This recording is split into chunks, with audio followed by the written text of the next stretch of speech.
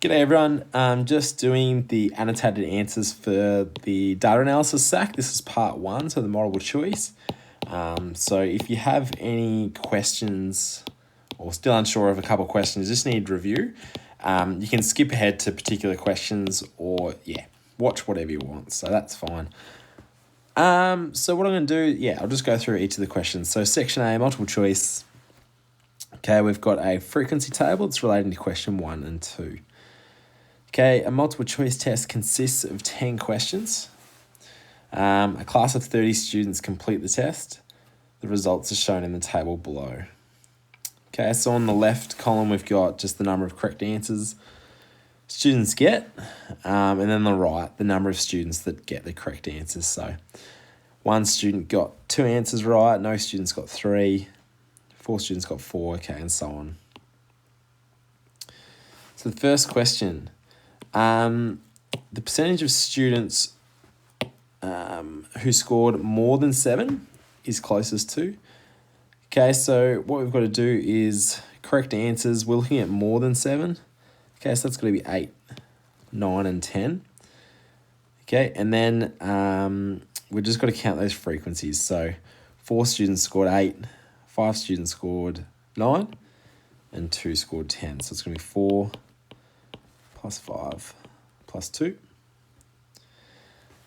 Okay, and that's going to be over the total of 30. All right, so I might just do that, and then once I get that answer, I'm going to times it by 100 just to get it as a percentage. So in parts of this, guys, I'll just be doing it on my calculator as I'm going. So 4 plus 5 plus 2, 130 times 100. Okay, which equals 36.67. All right, and so that's going to round up to B. Cool. All right, the next question. The mean number of correct answers for this test is closest to. Okay, so the mean being the average number of correct answers. What we've got to do here is, I think, just be careful, but we've got to add up. Obviously, it's going to be the 30 students who answered, but just make sure we get the frequencies right. So if we're trying to find the mean number of correct answers, we have to do the correct answers and then times by the frequency. So students who got 2 correct answers, there was just 1 student there. Okay, then we need to add, the number of students that got 3, okay, which is 0. Okay, and I'm just going to keep going down the list. So the number of students that got 4 correct answers was 4 plus, all right, that might be a bit of working. 5 correct answers was 6 students. Okay, 6 correct answers, that was 5 students.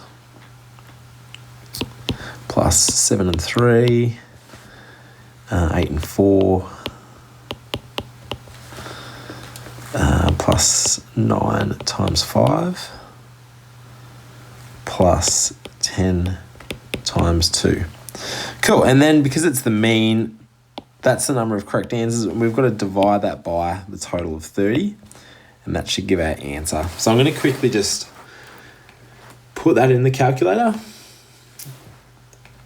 All right, so this is a question that's a question you'd probably do twice in the test, like when you're finished, okay, and just looking over your test, just do this, like a question like this where there's a lot to it. Just do it again, okay, because you can make little mistakes. Okay, and you don't want to make a mistake on a question like this. Cool, 8 times 4 plus 9 times 5 plus 10 times 2. Cool, and that's all over 30. So the mean number of correct answers was 6.53. Okay, which means the answer's D. Cool, moving on. All right, this next question relates to question 3, 4, and 5. The ordered stem plot below shows the results of a maths test marked out of 30 for 19 students. Cool. All right, the shape of the distribution is best described as... Okay, so if we look at the shape, guys, we can see we've got more data values up the top end. Okay, so it's negatively skewed. Okay, so that's going to cancel out C, D, and it's going to cancel out E. Okay, so we've either got to work out, it's going to be A or B. We've just got to work out whether this value, 8, okay, is actually an outlier. Okay, so you can do it tech-free. Again, because this question relates to questions 3, 4, and 5, it's probably easiest just doing this on the CAS. Okay, so what you'd do is you'd have to find out if this 8 is an outlier. Okay, so you put all these values in. So in lists and spreadsheets, you put in 8, 12, 15, and so on until you've put all 19 answers in. Okay, and then remember to find an outlier. In this case, we want the lower end. It's going to be Q1 minus 1.5 times the IQR. Okay, so we're going to have to use our CAS to find Q1, all right, and the IQR. Okay, so I'll quickly just whip this in my calculator now. All right.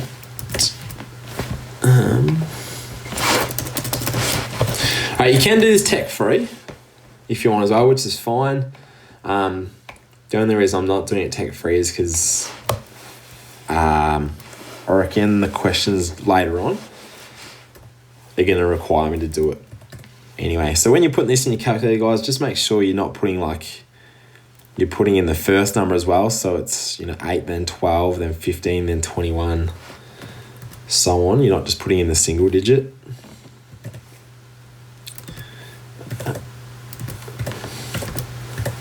Cool. If you want to skip ahead, that's fine.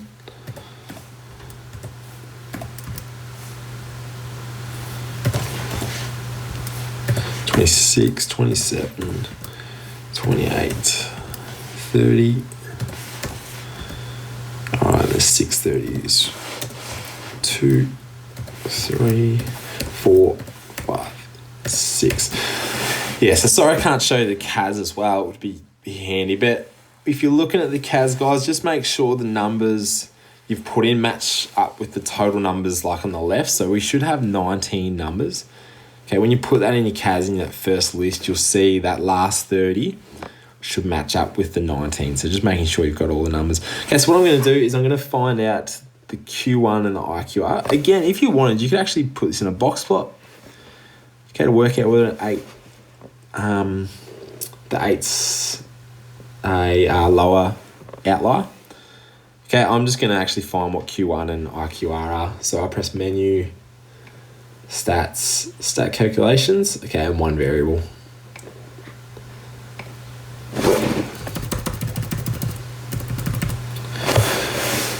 All right, so my Q3 is 30. My Q1 is 22. Okay, so just filling in this, my Q1 is 22. And remember, IQR is Q3, take Q1. Okay, so my Q3 here is 30.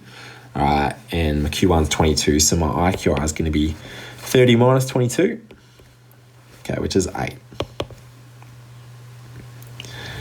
All right, so whatever 22 minus 1.5 times 8 is, remember if you've got any values at that value or below, that means it's going to be an outlier. Okay, so let me just get the calculator. Again, yeah, you could do this tech free, or you could do this. You can make a box plot as well. But that equals 10. Okay, so we can see that value at 8 is below 10. Okay, so it's negatively skewed with an outlier. Cool, so we just had to do that bit of extra working. Question 4, for these 19 students, the interquartile range for their maths test result is, okay, so we did that before. That's 8. Question 5, the mean standard deviation of this distribution, correct to one decimal place, are given respectively as. Okay, so this is probably why I put in the CAS, is just like looking ahead, okay, seeing whether you do it tech-free or the CAS, because I've already put the data values in the calculator. It's just going to make doing this question easier. All right, so I've already got all that information still in my calculator. So my mean I have as 24.3.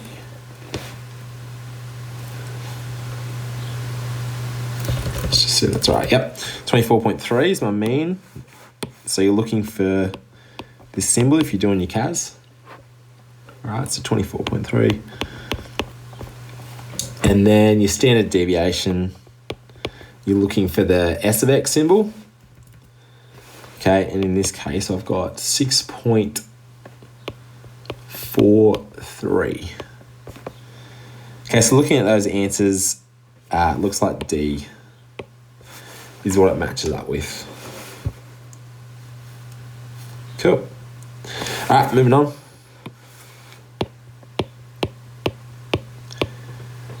Question 6, the box plot below displays the maximum daily temperature in Celsius recorded on each of the 31 days of January. Okay, the lowest temperature shown as an outlier must be less than. Okay, so if we look at our box plot, guys, we can see that there's an outlier just below. Okay, we're not actually told on our scale what the value is, so we've just got to work out. We don't have to actually work out where the dot is, but we've just got to work out, using the box plot, what the lower end of the outlier is going to be. So what we have to do is use that rule from before. So the lower outlier, it's going to be Q1 minus 1.5 times IQR. Oh, that's not really enough. All right, so we can see our Q1 is there at 23 minus 1.5 times our IQR. So it's going to be the 35 minus the 23. Okay, so it's going to be 12. Okay, just put that in the calculator. 23 times 12. All right, so that value is 5. Okay, so for that value to be an outlier, it's going to have to be less than 5. Or 5 or less.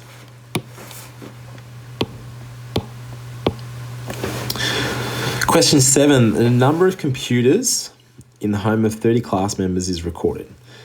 The best way to display this data would be, okay, so with this question, guys, you just got to look at the variables. Okay, so it's going to be univariate. Okay, because it's just asking what the number of computers a student is going to have. So it's going to be univariate. It's going to be numerical data too, because it's the number of computers. So I should say numerical. Numerical. Okay, and then the next thing to think about is when you ask how many computers someone's going to have in the house, it's going to either be 0, 1, 2, maybe 3 if they have 3, but it's not going to be a higher number. Okay, so that's also going to help influence which data display we use. Of course, we're going to use process of elimination. Just go through each of the 5 and work out which one's probably the best. Okay, so a stem and leaf plot. Okay, if we think of a stem and leaf plot, guys, it's not going to be great because we're not going to be getting into the teens or the 20s or the 30s or anything like that. So we can knock that one off. A box plot. Again, there's not going to be much variation. It's going from 0 to 3. We could have our median the same as our Q3. It's not going to be, there's just not enough variation. A scatter plot, it's univariate data. so it's not that. A frequency diagram could definitely be a really good one, okay, because then we can get the percentages as well. So frequency would be really good. Histogram is for numerical data. Again, it's not going to be great though, because it's going to have 0, 1, 2, and 3. All right, so just not much variation. I think a frequency diagram will be best, or frequency diagram will be the best. All right, histogram, close second there. Okay, question 8. The data represented on the scatter plot above shows variables that have, okay, so if you look at it, we can see it's an increasing trend. All right, but it's not linear. Okay, so we can cross out A, and you have linear. All right, it's not negative. All right, so C and D are wrong as well. Okay, so it's E.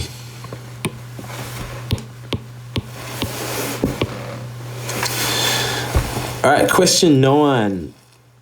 The weight of an avocado in a large crop is approximately normally distributed with a mean of 255 grams and a standard deviation of 11 grams. Okay, the probability that a randomly selected avocado weighs between 255 and 288 grams is... Okay, so if you ever see a question, guys, it gives you the mean, it's going to give you the standard deviation that's after percentages. You're looking at that, you're going to be wanting to look at that normal distribution chart. Okay, so this is probably the first question you'd want to get your summary journals out for, just to make sure of the percentages. Okay, so if we think of our mean, it's going to be right in the middle. Okay, and we were told the mean of the avocados was 255. All right, what it wanted to know what was the percentage, if we pick an avocado that's going to be between 255 and 288. Okay, so obviously 288 is higher. All right, and we use the standard deviation of 11. All right, just to go up. Okay, so if we got one standard deviation, use a different color. All right, that's going to be plus 11, it's going to be 266. All right, another standard deviation, so plus another 11 is 277. Okay, and our last one, plus 11 again, is 288. Okay, so you just be looking at your summary journal just to make sure you get the percentages right. But you want the percentage that's inside like these 3 standard deviations here. All right, if you want, you know that this last, like the tails on the end, there's 0.15%. So what you could do is you could do 50 minus 0.15, okay, rather than adding up the 3. You can add up the 3 if you want, okay, but that should get you E at 49.85%. Cool. All right, question 10. Got an avocado with a standardized weight. Okay, so we've got a Z-score of negative 2.5.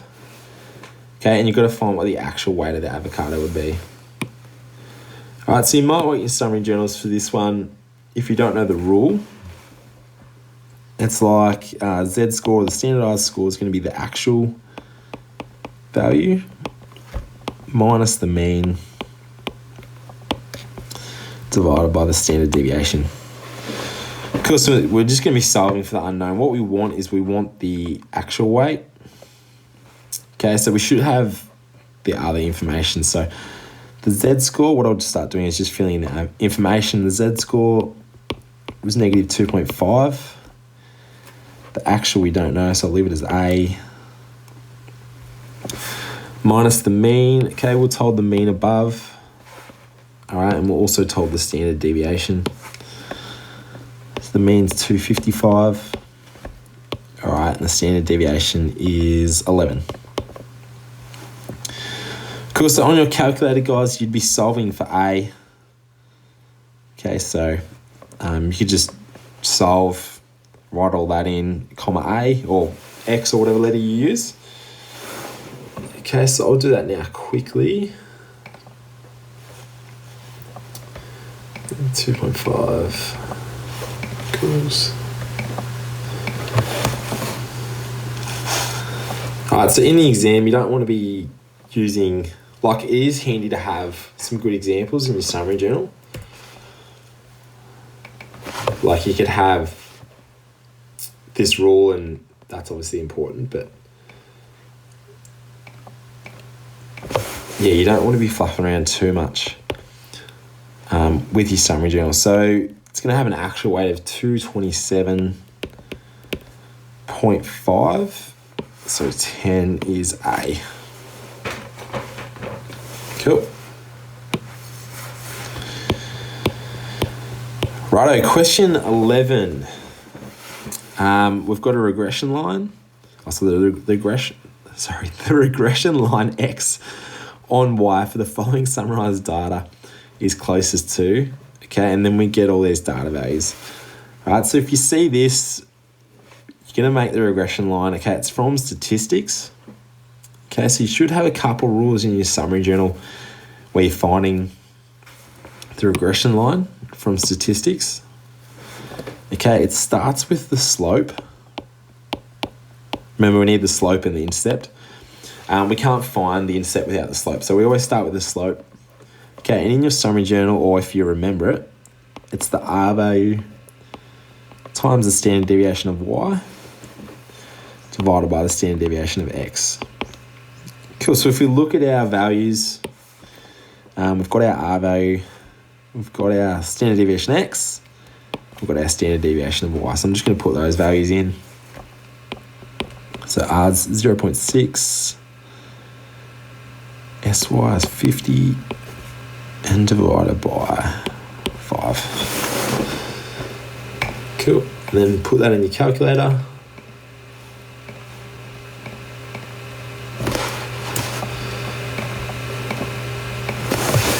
All right, so we've got a slope of 6. All right, so if we're looking at our answers, okay, A looks good. We've got a slope of 6. B has a slope of 6. Remember, slope, guys, is the number in front of X. B is -6, so B's not right. C in front of X, we've got 7.88. Again, D is 7.88. Right, and E is 6.5. So if you wanted, you go straight away and put A as your answer. All right, just for, they might actually have an answer there that has 6 as well in the exam. So if you had to find the intercept, okay, you can go ahead and do that once you've got the slope. All right, so the intercept rule, the rule to find the intercept is the mean of Y minus the slope times the mean of X. Cool. All right, so if we look at our values, guys, we actually haven't been given what the mean of Y and the mean of X is. I shouldn't put the negative. We haven't been given these two values. What we've got is these other values here. So sigma X and sigma Y. Okay, what they mean is just sigma, or that little capital E looking thing, just means the sum of. Okay, so it's the sum of X is 260, the sum of Y is 1245. Okay, so if we had to find the mean, remember that's the total value divided by the number. Okay, so if we're trying to find the mean of X first, okay, it's going to be this value here divided by this value. Okay, so the mean is going to equal 260 divided by 40. Okay, so I'll quickly do that. So this is just something you're thrown in. Again, like we've already got the answer, but something they've thrown in just to make you have to think a little bit more. So cool. So the mean of X is 6.5. All right, the mean of Y is then going to be the 1245 divided by the total of 40.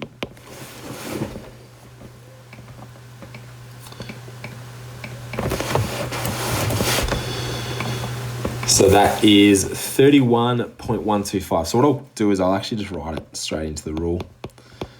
So the intercept, my mean of y was 31.125 minus the slope of 6 times the mean of x times 6.5. Cool, so to find this intercept, 31.125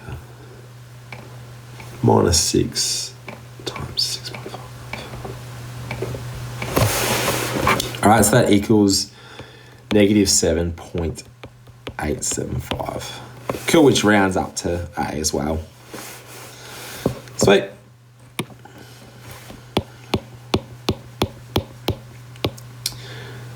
All right, the following information can be used for question 12 and 13. All right, just zoom in a bit. Cool. All right, the relationship between the number of beers consumed, X, okay, and blood alcohol content, Y, was studied in 16 university students by using least squares regression. Cool. The following regression equation was obtained from this study. Cool, so blood alcohol content is going to equal, it's got an intercept of negative, I'll just highlight it, negative that number. Okay, and then we've got a slope of this per beer that's consumed, because that's X. Okay, so using that information, we can conclude that, right, each beer consumed increases blood alcohol by 1.27%. No, the 1.27 means if someone hasn't drank any beer, their blood alcohol is going to be just negative 0.0127. So it's not that, which that's not possible anyway, but it's not A.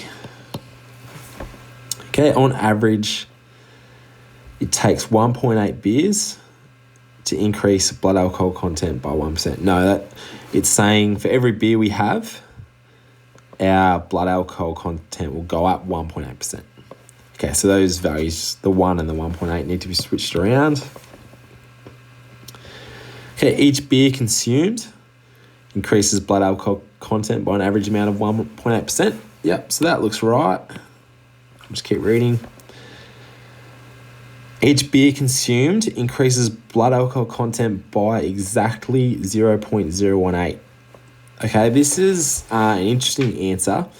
When we think of a regression line, guys, just know that it's the average. Okay, so you got your 16 university students. All right, so these values are not like definite. Okay, they're just predicted values. Okay, so firstly, I like the wording in C because it says by like an average amount of 1.8%.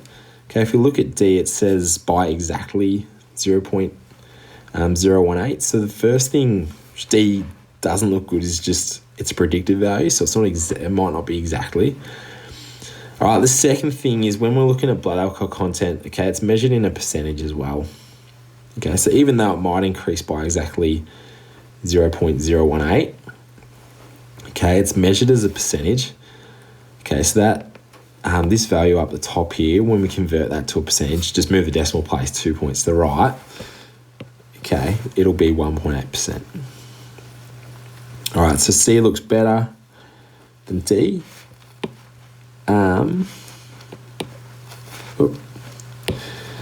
So what's the last one? On average, it takes 1.27 beers to increase blood alcohol content by 1%. No.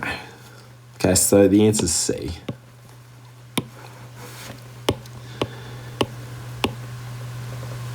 Cool. Question 13. One of the students consumed 4 beers on one night, and his actual blood alcohol content was 0.06. The residual value of blood alcohol content for this student. Cool. So you might use your summary journal if you need this rule, but we're trying to find what the residual value is. Okay, that equals the predicted value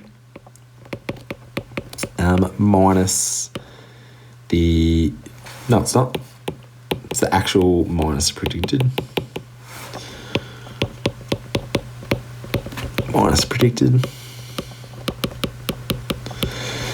Cool, so in this case, we're trying to find the residual. Okay, we were told what his actual blood alcohol content was. Okay, his actual was 0.06. Okay, and we don't know what the predicted is. Okay, but we can use, remember as I said, this equation up the top, that can help us find the predicted, well, that's the predicted value, or predicted equation. Okay, so we can sub the 4 beers in for X, all right, into this equation, all right, to find the predicted values. Okay, so I'll just do the negative 0.0127 plus that 0.018, okay, times 4. All right, and that'll get me the predicted.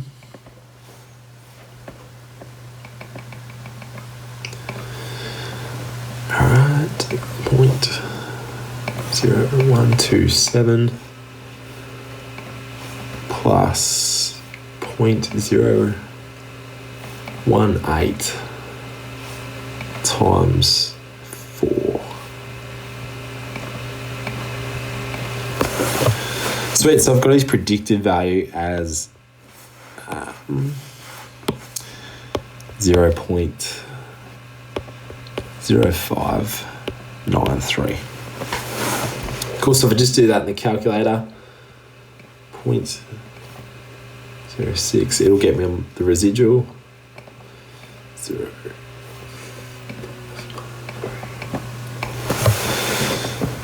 Okay, so it equals 0.0007. Cool, so that is C.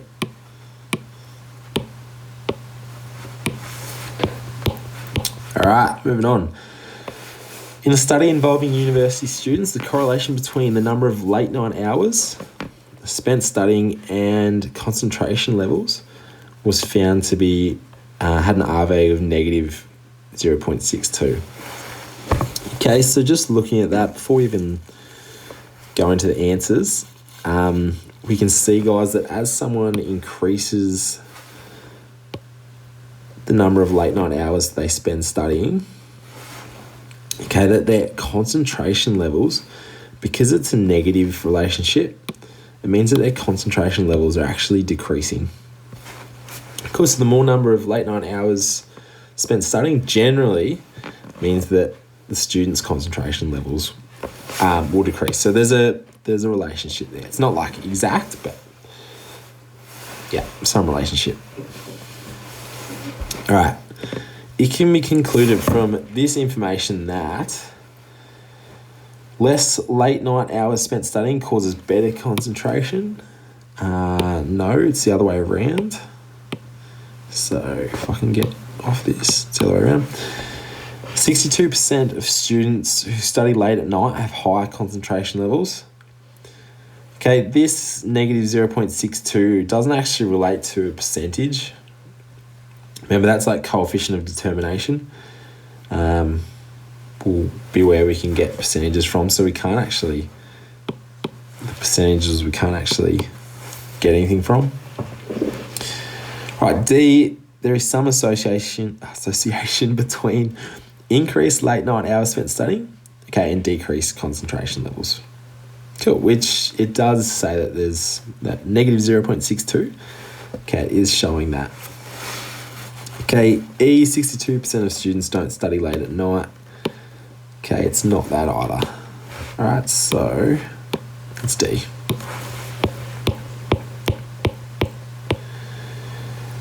All right, so we've got a table here. It's going to be used for questions 15 and 16.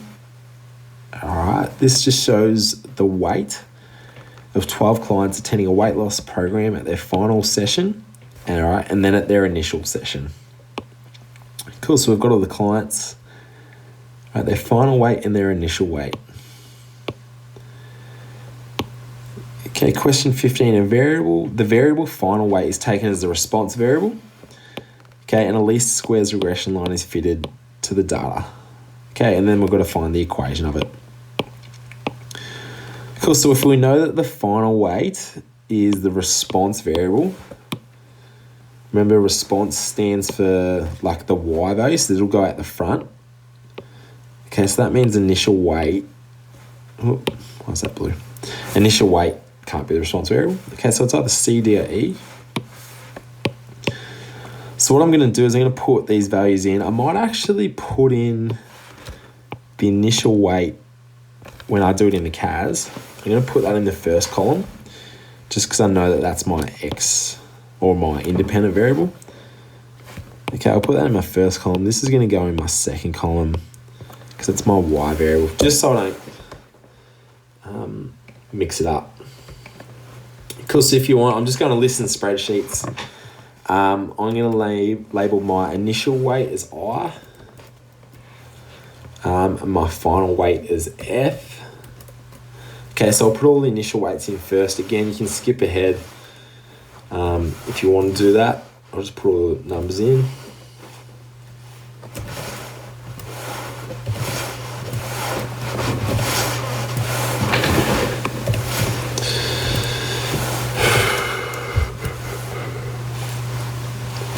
I should cross them off as I go. 87, 76, 82, 91, 79, 95, 78, 87, 75,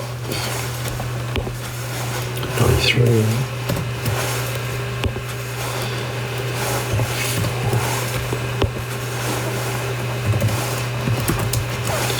94. Cool. Then just put my final weights in the next column.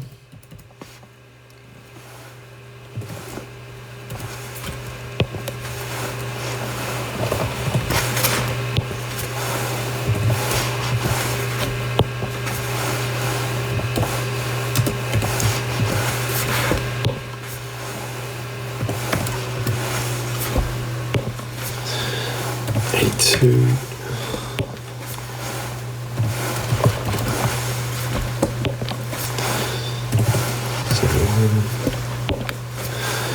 69,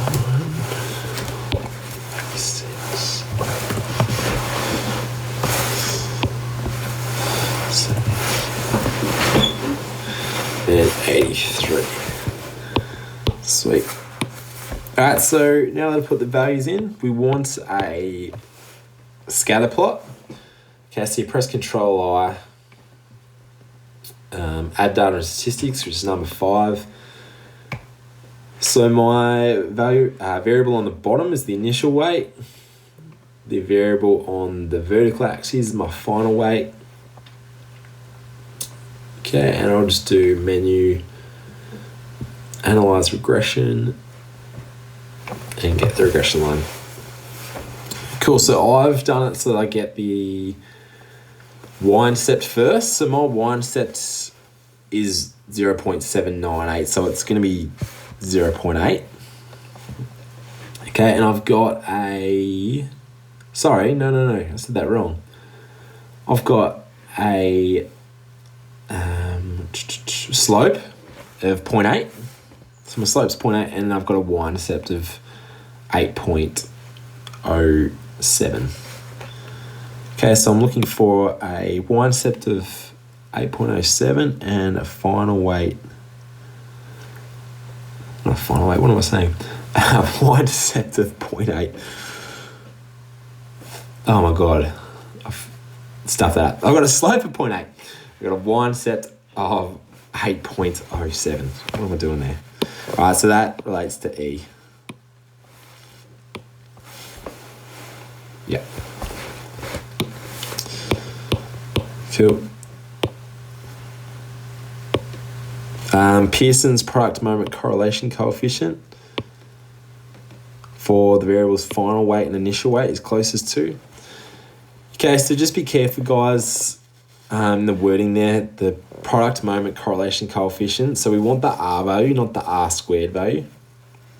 Okay, so what you have to do is you actually have to go back to your data. All right, so go back to list and spreadsheets with your data on it, and then press menu for statistics, stat calculations. All right, 2 variable statistics. Okay, then it comes up with like your X list and your Y list. So my X list was I for initial weight. My Y list was F for final weight. Cool, then you'll get all the summary statistics. All right, so I get my R value as 0.8391, so that'll be E. 391. Okay, so just be careful, guys. You don't, if you've got it set up on your calculator, your R squared value to be on, like when you put in the regression line, just be careful with the wording. So just wanted the R value. All right, what are we up to? Question 17. Right, the average daily sleeping time in hours and age years were recorded for 9 children and are shown in the scatter plot below. All right, then they've fitted a least squares regression line. Okay, below. Okay, so we've got age as the independent variable, sleeping time as the Y, or the dependent variable, or response variable. Okay, so what we've got to do is we've just got to find what the regression line is. Okay, to do this, guys, we can't just put in the individual dots. All right, it's probably going to be inaccurate. Okay, what we have to do, or the easiest way to do this, is actually putting in 2 coordinates. Okay, and I always recommend with your coordinates, guys, use ones that are clearly going through particular points. Okay, in this case, try not to have them too close together because you can make mistakes. So in this case, you want to use the point right up here, all right, and the point right down the bottom. Okay, so you only need 2 points. Okay, so if you write the coordinates, remember the X value comes first. Okay, so in this case, our X value is 3. Our Y value is, like if each of the little lines represent 0.2, it's about 13.4. All right, and then this point to the right, X value of 8, Y value of 10. Cool, so if you're really good at, finding what the regression line is, you do that Y2 take Y1, or an X2 take X1, that's fine.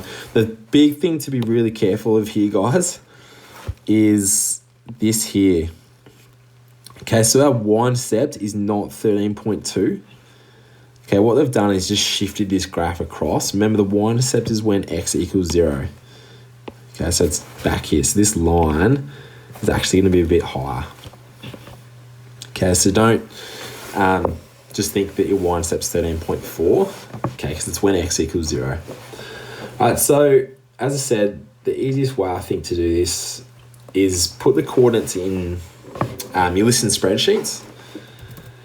Okay, so what you do is you label your 2 columns, X and Y.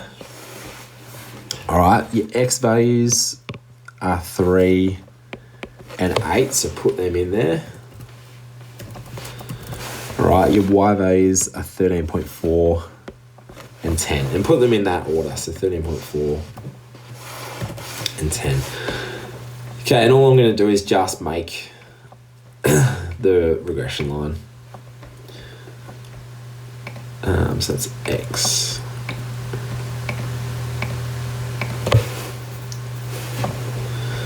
All right, with your variables, just make sure you're not doubling up with, like if you've used X and Y before, maybe clear your calculator.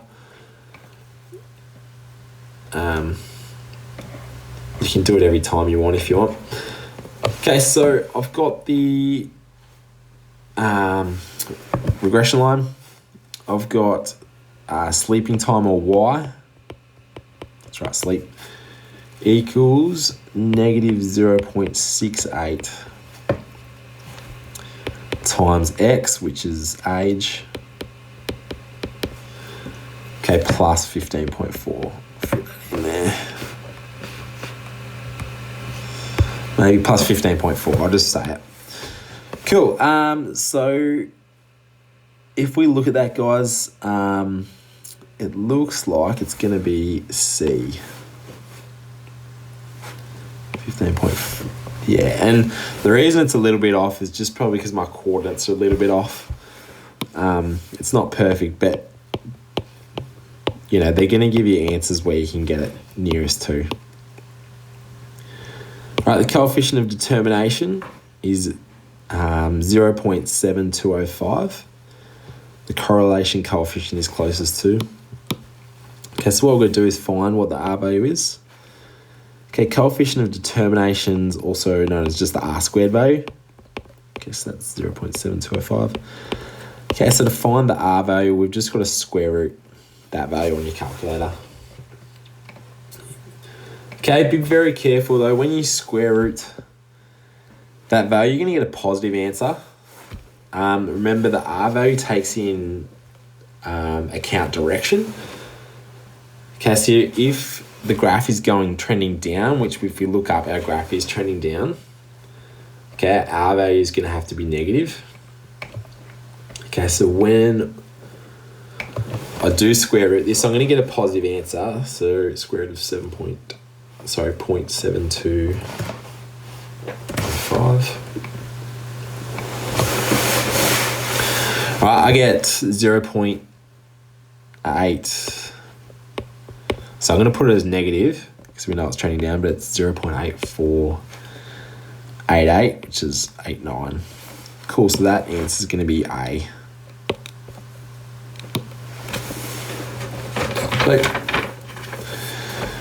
All right, moving on. Okay, a plot of the residuals against age is closest to. Okay, so we've got to find the residual plot. Remember, guys, residual plot is just how far these dots, so if I go back to the original one, how far each of the dots are from the line. Okay, if you want, you can, like this is how I'm going to do it, you can draw your own just little residual plot. Okay, and where it matches up with the line, remember it's, the line pretty much goes horizontal. Okay, so if you look at the first dot up here, okay, it's just above the line. So I'm going to go back down here.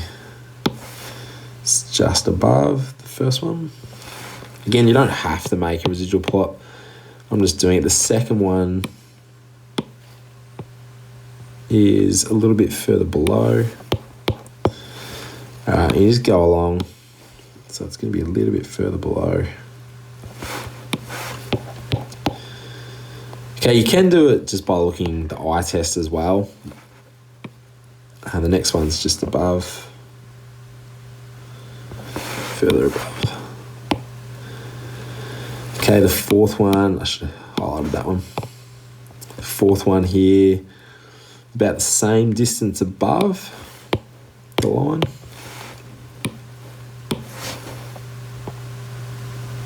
Just further on. All right, the next line we've got is this one here. Okay, it's a fair bit below.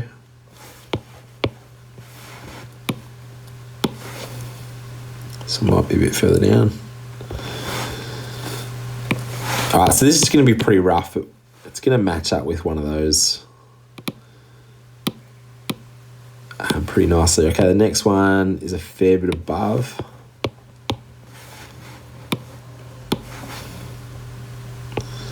About there.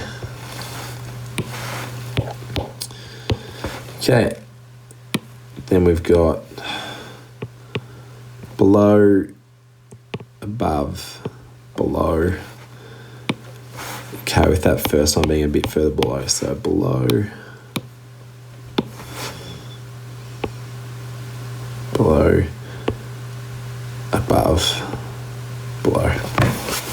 Sweet, so I'm just going to see which one that matches up best with. All right, so if we look at A, okay, the first dot there, I'll just highlight it. First dot there is below, so it's not A.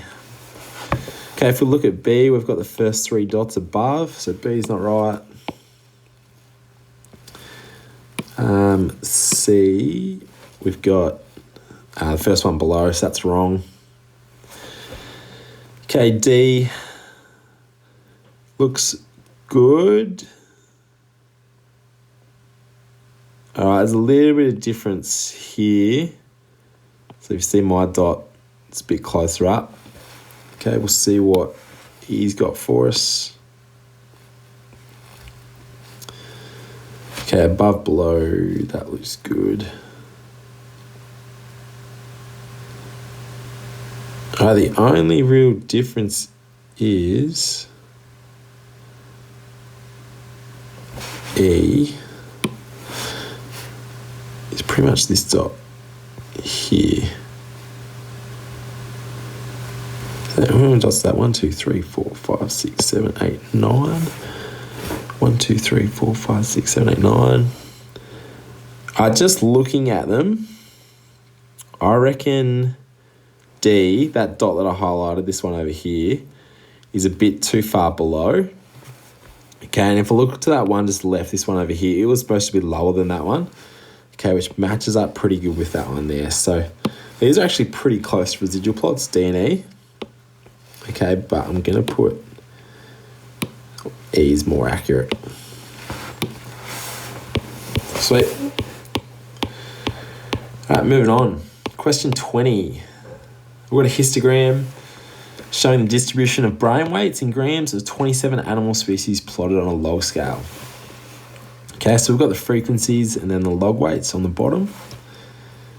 Okay, if you're thinking about log weights, guys, remember it's just 10, what it's to the power of. So 10 to the power of 0 is 1, 10 to the power of 1 is 10, 10 to the power of 2, 100.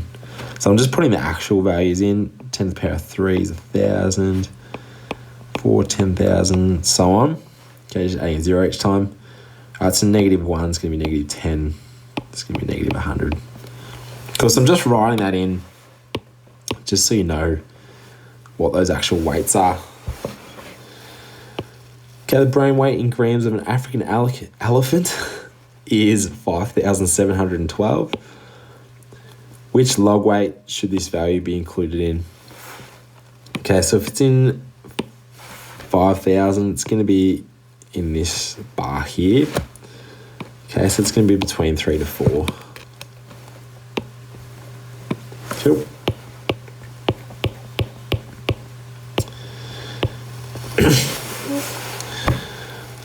Question 21, the time a student has spent studying in hours and the SAC score they received out of 50 was recorded for a small class of further maths students.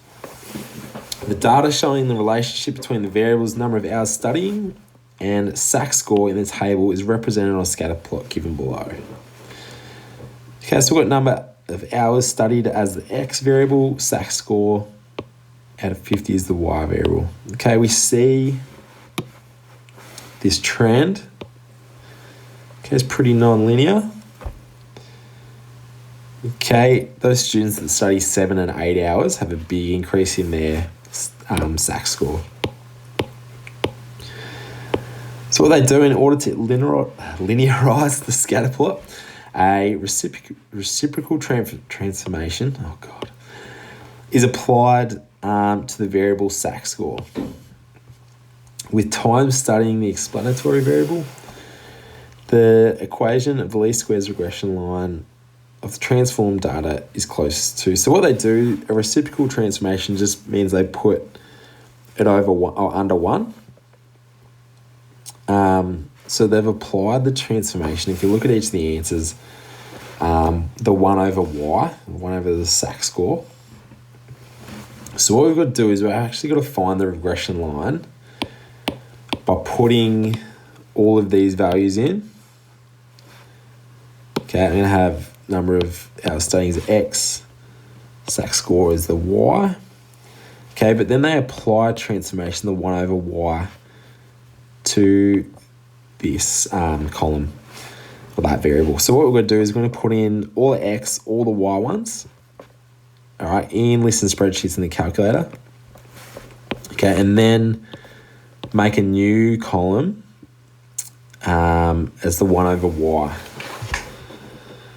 Okay, to apply the transformation. So I'm just going to quickly whack that in the calculator. I'll start a new document. All right, so it's in list and spreadsheets. So I'll have X and Y. So So 1, 2, 3, 4, 5, 6, 7, 8.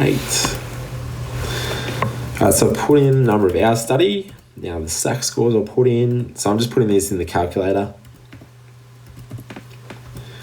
List and spreadsheets.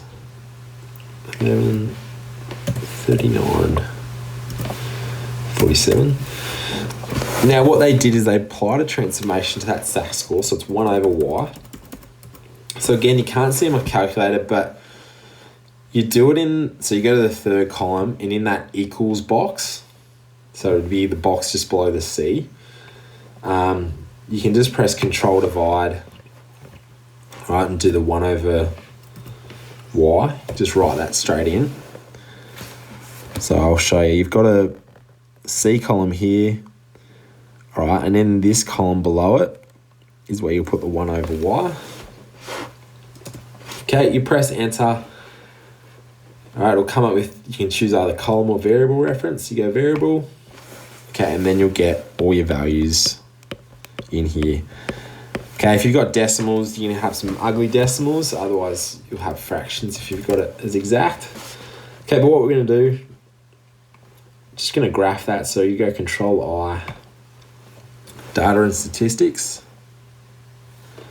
Okay, now on the horizontal axis, we've still got X.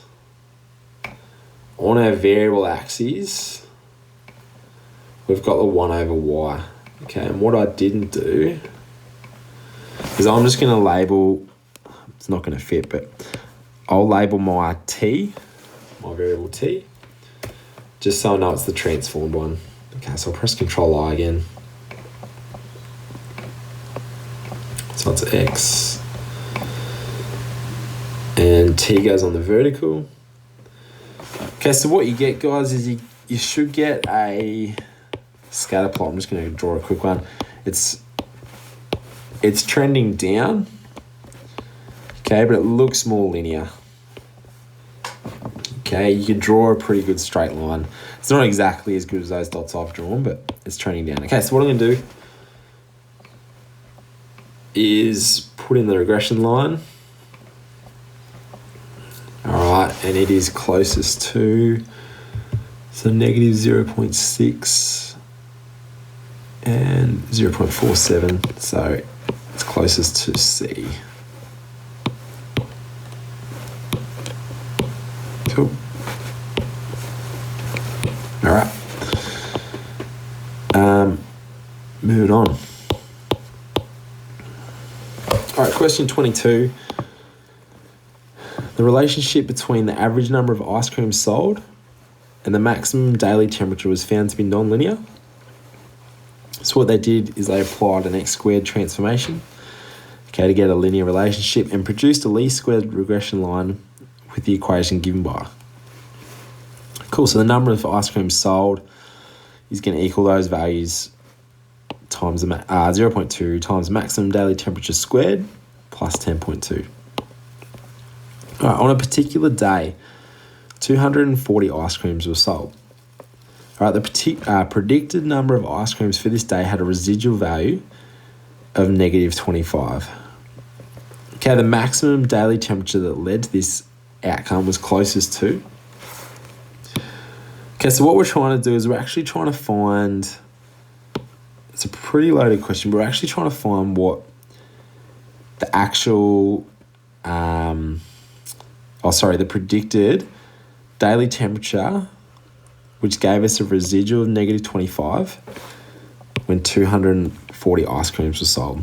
Okay, so what we're going to do is we actually need to find, we'll use the residual value to find the predicted number of ice creams that would be sold. Okay, the reason we need to do that is because that's going to help us. Remember, this regression equation gives us, it's like the predicted value. Okay, so what we have to do is we have to find the predicted number of ice creams sold. We've got the actual at 240. Okay, so then we can find the maximum daily temperature. Okay, so where we start, this is probably the hardest question I reckon on the test, is we use the residual value, all right, the rule for it. Okay, residual equals the actual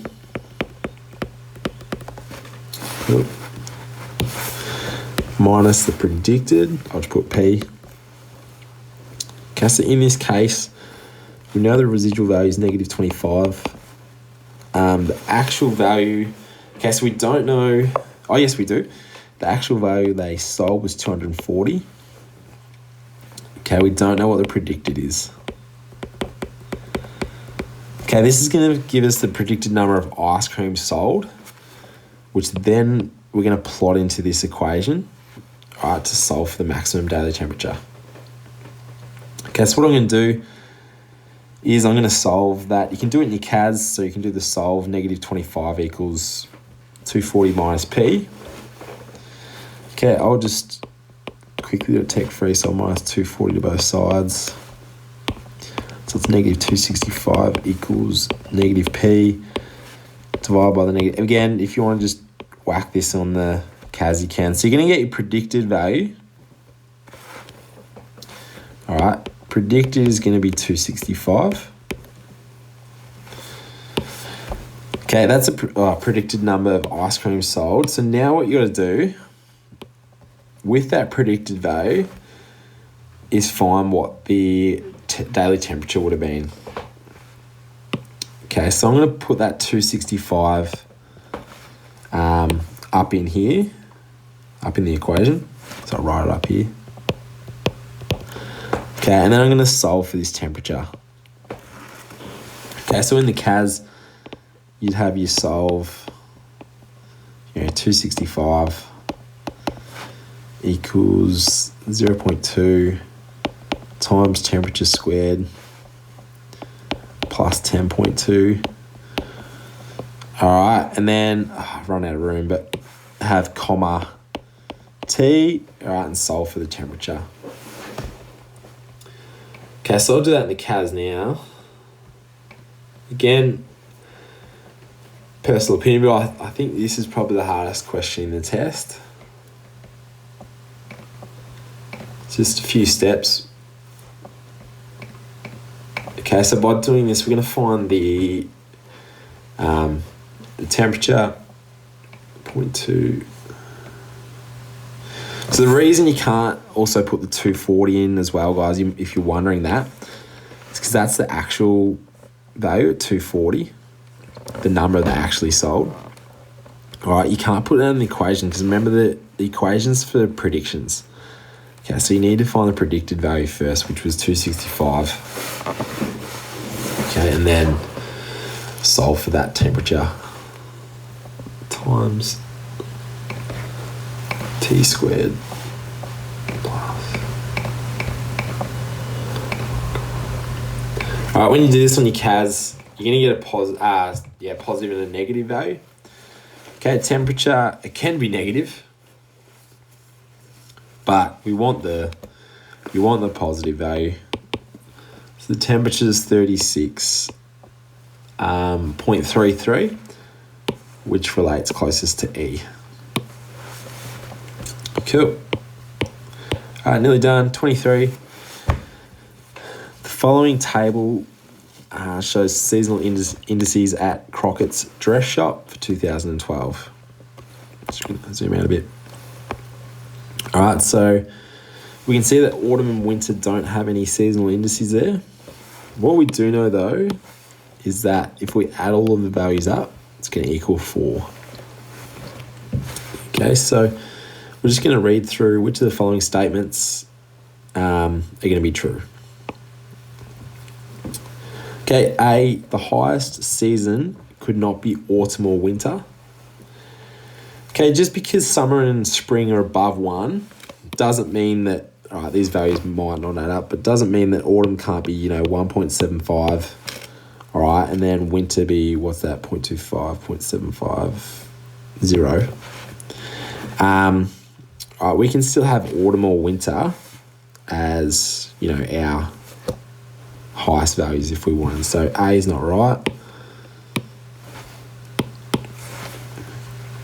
Both autumn and winter must have sales below the seasonal average. Okay, as I said, we could have one as the highest.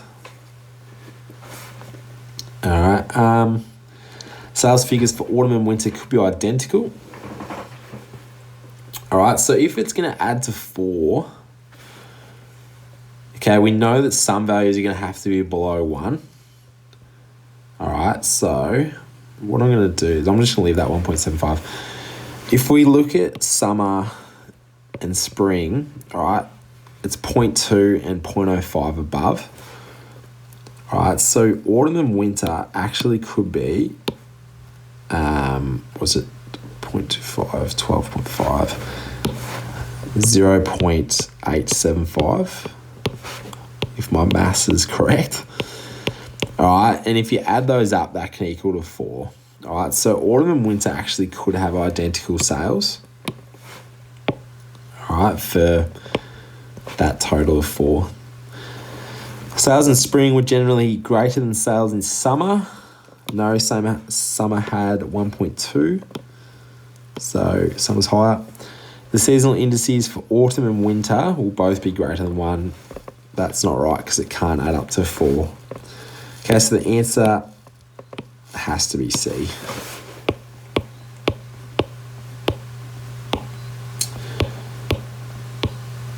All right, the next question. Eddie, the owner of Eddie's Electronics, is interested in seeing if there's a trend in monthly sales figures data for the past few years. The time series plot below shows monthly retail sales figures between 2009 to 2011 for Eddie's retail business. Okay, so if we're looking at his sales figures, we can see there's an up and down sort of trend. Okay, it's trending down. All right, what we've got to do is work out which best describes the variation. Okay, so cyclic variation is A. So if we think cyclic variation, guys, it's over, a period greater than a year. Okay, which this is at the moment. Okay, if we look at these values though, so when there's peaks and troughs, we can see that the troughs are sort of around the June, July sort of date. Okay, the peaks are around the December, January sort of dates. Okay, if there's any peaks and troughs or any variation we can see that's due to like a particular month or time in the year, okay, then it's going to be seasonal.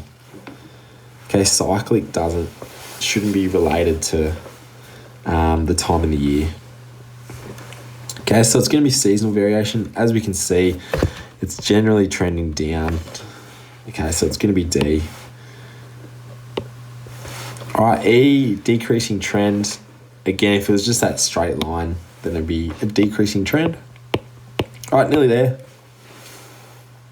Okay, question 25. The table below shows the sale of chocolate in kilograms for a particular convenience store over a 12-month period. Using the 3 moving average method, smoothing the curve, the smooth value for June is closest to. Okay, so if we're looking at 3 moving average, guys, obviously we need 3 values. All right, and it's taken from the point at June. So if we look at June, that's going to be our first value. All right, and then it's just the values either side to get the 3. So what we're going to do is I'm going to add to get the mean. Remember, if it was the median, we get the middle value of those 3, but because it's the mean, we add those values, okay, and then divide it by 3. Okay, you can just do that on your calculator. So if it was the median would be at 110, because that's that, like, middle value. But in the mean, we've got to add those 3. Okay, and then divide by 3.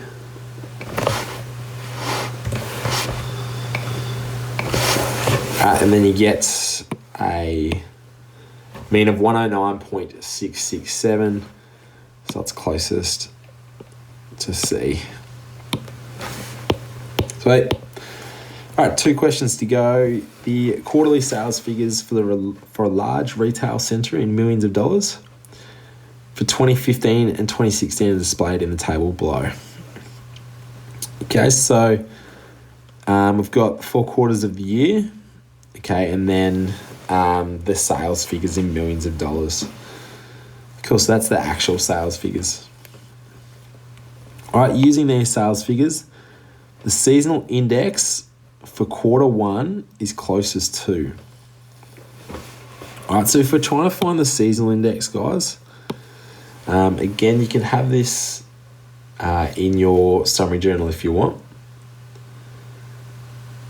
Okay, but what we've got to do, you've got to find the seasonal index for the whole year. Oh, sorry, the sales average for the whole year. Okay, so what I've got to do is I've actually got to add up, I'll do it in parts, but I've got to add up 2015 sales values. All right, and divide that by 4 to get the average sales. So I'll quickly do that now. 2.34 plus. Okay, that's going to give me the average sales over the year. So plus 4.56 plus 2.03. All right, and then that's divided by 4 because it's the 4 quarters.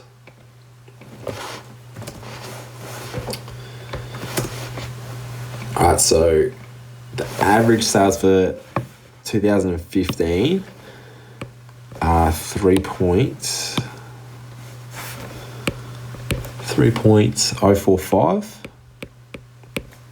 Okay, so that's not the seasonal index. Now what I've got to do is I'm going to do the same thing, but now for 2016. So I'm going to add up these 4 values. Okay, and then divide that by 4 just to get this 2016 average sales.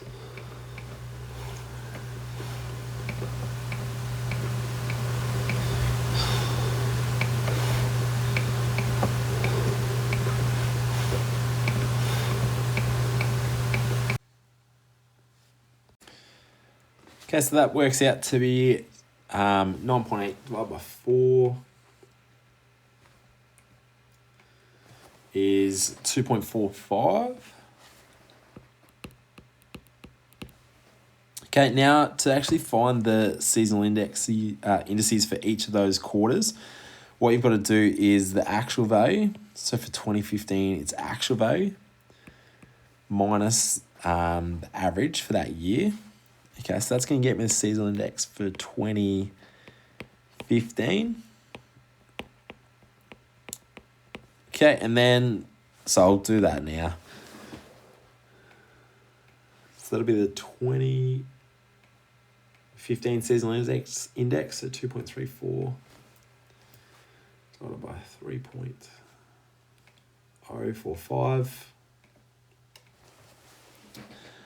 All right, so that's 0.768.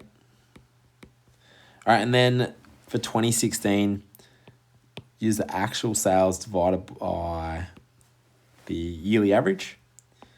Okay, so 1.98 divided by 2.45. Okay, we can see that 1.98 is below the average. Okay, so we're going to get a number below 1 again. Okay, so the seasonal index for for 2016, quarter 1 is 0.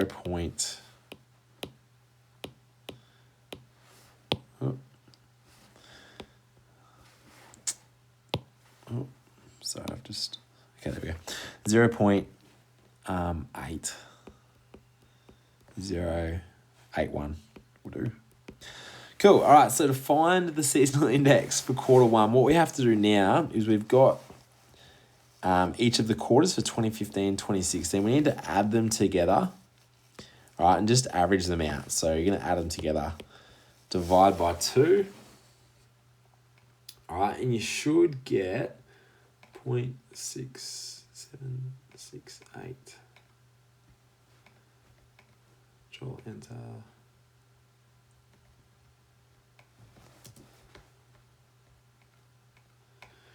Divide by 2.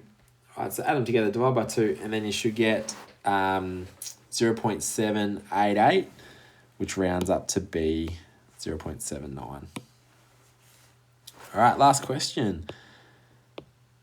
Okay, the following table shows the seasonal indices of time series data. Okay, so we've got the quarter numbers 1, 2, 3, and 4. Okay, we haven't been given the seasonal index for quarter 3. Okay, what we'll do is we'll just look at the least squares regression line for the deseasonalized data is given by. Okay, so we've got the deseasonalized value.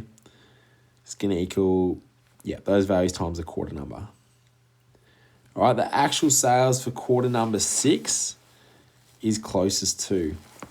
Okay, I'm not a big fan of this question, but what it's saying is we've got to find what the actual sales are. Okay, we've been given the rule for the deseasonalized value. Okay, so if you know the deseasonalized value, there is a rule, deseasonalized equals the actual value divided by the seasonal index. Okay, in this case, we don't know what the deseasonalized value is. We need to find that. Okay, the actual sales is what we eventually want to find, but we don't know that. Okay, the seasonal index for quarter number 6, what this question is presuming is that each of the quarters sort of flow on. Okay, so if this is quarter 1, all right, it also means it's quarter 5. Okay, and then this is quarter 2, it also is quarter 6. All right, 3, 7, 4 is 8. Okay, and then it just keeps flowing on. So the reason I don't really like this question is sort of presuming that quarter number 6, you're looking at that seasonal index of 1.35. All right, but what we'll do is I'll fill in the value. So I'll just use D for the deseasonalized value, A for the actual. We know the seasonal index is 1.35. Okay, to find the deseasonalized value though, we were given this rule here. Okay, so once we find that deseasonalized value, okay, we can find the actual. Okay, so what I'm going to do is I'm going to use this equation. I'm going to put in quarter number 6 in my CAS though.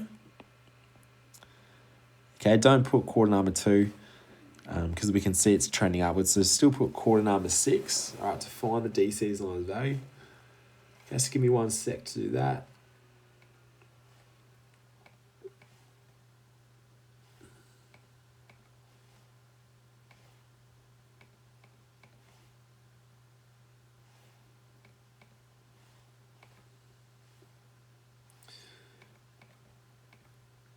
All right, that equals the deseasonalized value is 41.6829.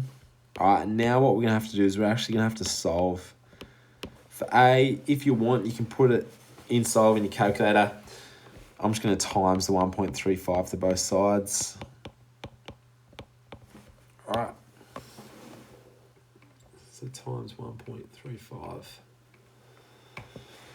equals 56.27, okay, which is closest to D. Cool. All right, so hopefully that helped, guys. If you had any questions just with a particular few of the questions, all right, really important that you still revise this time series data and just data in general, okay, because it is a big component of the exam. All right, and it's been a while since you've done it as well, so yep, hopefully all have your sacks back by now and you can use them for revision too. So, cheers.